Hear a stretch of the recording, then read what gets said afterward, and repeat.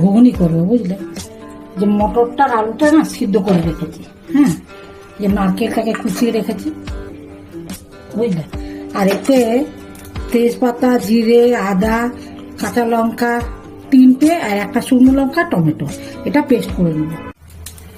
দিয়ে দিলাম টমেটো, দিয়ে দিলাম কাঁচা লঙ্কা, দিয়ে দিচ্ছি কুচানো নারকেল,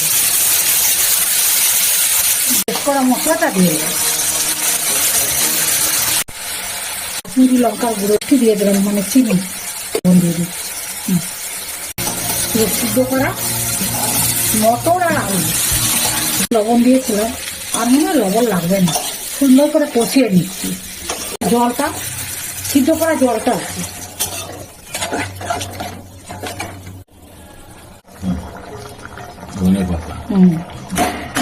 মশলা ঘুগনি নাকি তোমার কমপ্লিট।